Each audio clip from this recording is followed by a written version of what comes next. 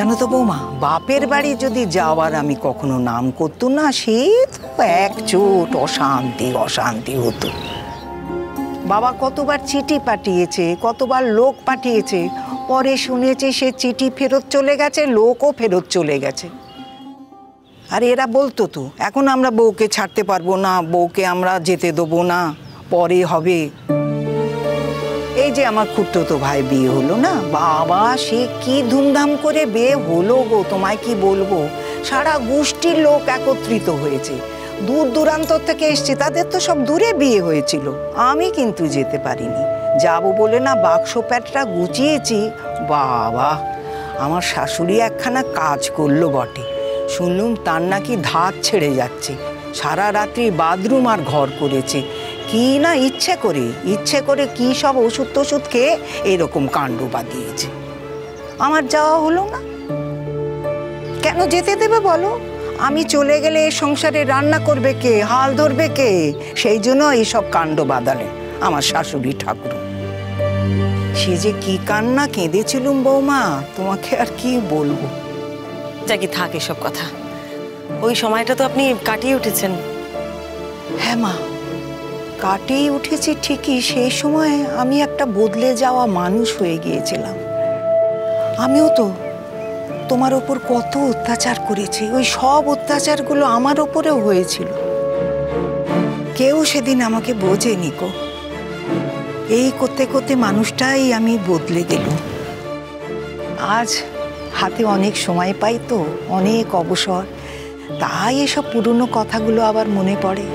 এখন তাই ভাবি তোমার সঙ্গে শত্রুতা না করে যদি বন্ধুত্বটা করতাম, তাহলে আমার জীবনটা বোধহয় আরো একটু ভালোভাবে কাটতো।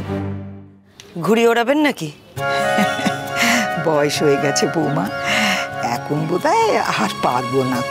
চেষ্টা করে দেখুন না, কিনে দেবো ঘুড়ি।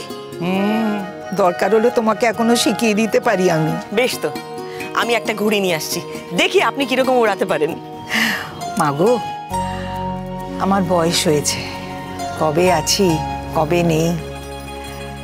তোমাকে একখানা কথা জিজ্ঞাসা করি, তুমি কি আমাকে মন থেকে ক্ষমা করতে পেরেছো?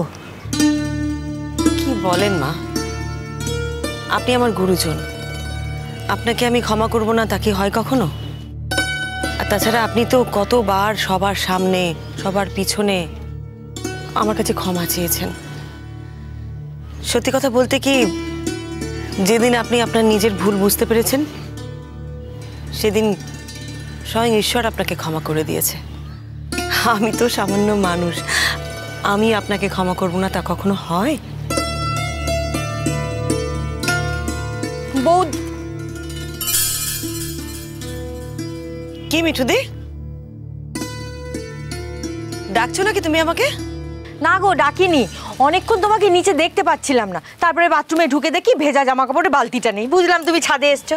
হ্যাঁ গো, আমায় একটু সময় দিতে পারতে তো, আমি জামা কাপড়গুলো মেলে কি এমন ক্ষতি হতো?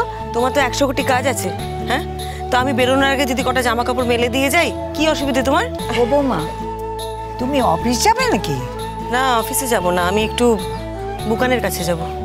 ও, বুকানের কাছে? হ্যাঁ মা, সেদিন জুন বললো না যে আমি যত অপরাধী করি না কেন, হাজার হোক আমি তো মা, আমার ছেলের জন্য আমার খুব মন কেমন করে। আমি ওকে বড় মুখ করে বলেছিলাম, তুমি চিন্তা করো না জুন, আমি বুকানকে দেখে আসবো, ওর খবর নেব। তাই ভাবলাম যে আজকে অফিস না গিয়ে একটু বুকানদের বাড়িতে যাই, বুকানকে গিয়ে দেখে আসি। সত্যি বৌমা, তোমার তুলনা তুমি নিজেই গো।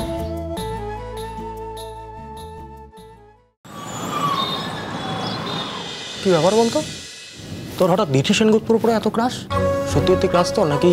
চারতে তোরা তো কৌতূহল গেছে, দেখ দেখ দেখ দেখ দেখ পার্থিবটাকে দেখ, সারাক্ষণ দিদির সাথে সেটে থাকে।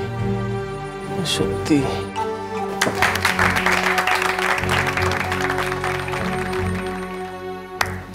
সত্যি দারুণ গেয়েছো তুমি।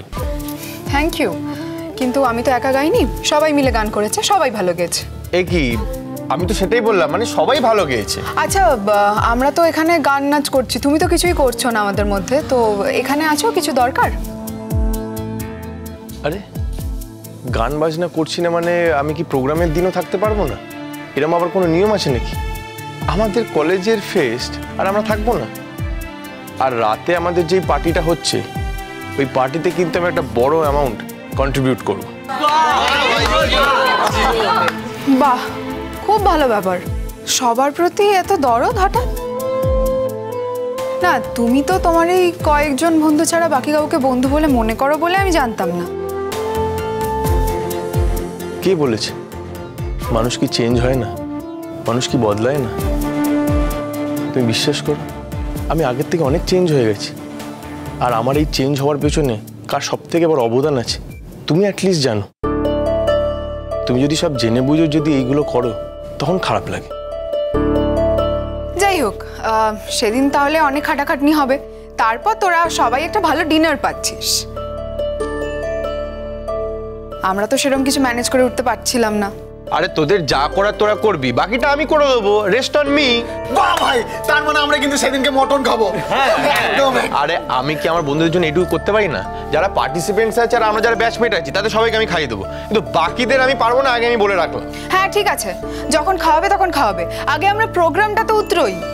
একদম। আচ্ছা, প্রোগ্রামটা আস্তে আস্তে দোল এসে যাচ্ছে, তো দোলের একটা গান তো গাইতে হবে। এই ঠিক করেছিলাম না কি একটা জানো বলতে, নীল দিগন্তে না? হ্যাঁ নীল দিগন্তে। তাহলে ওটার একবার রেওয়াজ আমরা করে নিই, ঠিক আছে? তাহলে ও কয়েকজন নাচবে বলেছিল না এই গানটার সাথে, তারা এসেছে আজকে?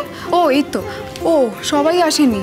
আচ্ছা তোরা 4 জন, তাহলে একটা কাজ কর, তোরা একটু প্র্যাকটিস করে না, আমরা টাইমিংটা দেখে নিতে পারবো। চল চল চল দেখে। হ্যাঁ চল।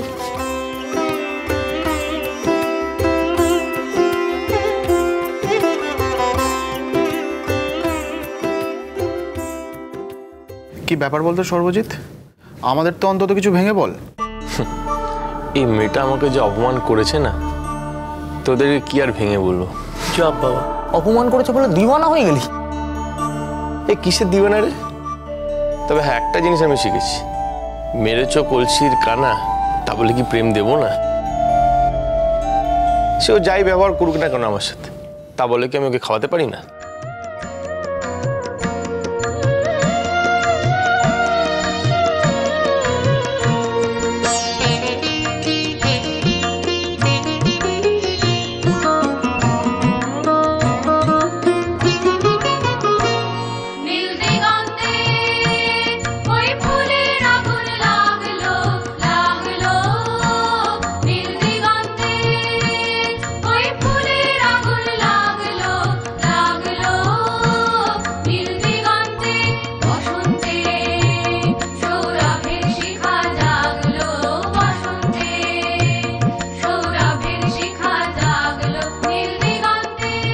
তাহলে কি ডিটি সেনগুপ্তের ওনারই খাওয়া দাওয়াটা হচ্ছে নাকি?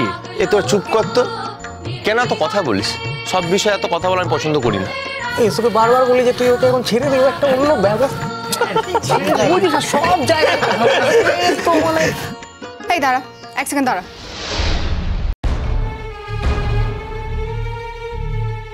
শোনো, তোমাদের যদি এত হাসাহাসি করার থেকে গল্প করার থেকে প্লিজ বাইরে গিয়ে করো, আমাদের খুব প্রবলেম হচ্ছে। শোন না, বলছি আগে রিহার্সালটা হয়ে যাক না, তারপর নয় আড্ডা মারবো। দিদি তুই কিন্তু ডাক্তারি ছেড়ে প্রফেসরই করতে পারতি, কারণ তোর মধ্যে বেশ একটা প্রফেসর ব্যাপার আছে, আর সবাইকে বেশ শাসন করে রাখছিস দেখছি। শাসন করার কোনো ব্যাপার নেই এখানে, তোরা এত হাসাহাসি করছিস, আমাদের রিহার্সাল করতে প্রবলেম হচ্ছে, সেই জন্য বলেছি। আচ্ছা ঠিক আছে ঠিক আছে, না আমি সবার হয়ে সরি চেয়ে নিচ্ছি, আমার ভুল হয়ে গেছে, আমি আর করবো না। বস বস বস।